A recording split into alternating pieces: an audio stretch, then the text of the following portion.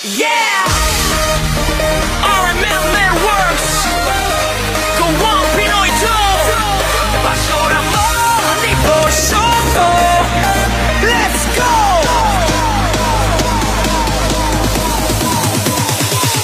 Ang dami mo bang tambak na bote sa MRF o junk shop mo?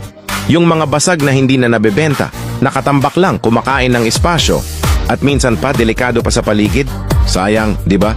Pero teka, pwede pala yung pagkakitaan.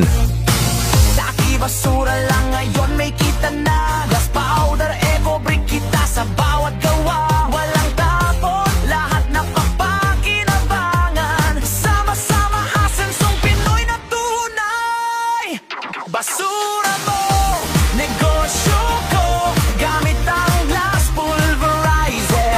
Go, go, go, eco-friendly, dagdag kita, proud tayo. Gawang RML works, gawang Pinoy to.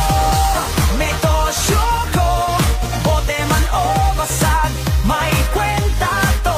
Zero waste, may hanap buhay, tuloy-tuloy. Gawang RML works, gawang Pinoy. Dati ang mga basag na bote, basura lang. Pero ngayon, gamit ang glass pulverizer machine ng RM Metal Works, lahat ng bote, basag man o luma, kayang gawing fine glass powder. Yan ang pwedeng gamitin sa paggawa ng eco bricks, tiles, pavers, at decor products. Imagine mo to, dati tambak lang, ngayon may dagdag income ka pa. Mas malinis na ang MRF mo, wala ng kalat o basag na bote. At higit sa lahat, pwede mo pa itong gawing kabuhayan program para sa komunidad mo. Zero waste. Dagdag kita. Tuloy-tuloy na hanap buhay. Kaya kung gusto mong bawasan ang basura, kumita mula sa bote, at gawing eco-friendly at productive ang community mo, ito na ang makina para sa'yo. Ang glass pulverizer ng RM Metal Works. Heavy duty. Matibay.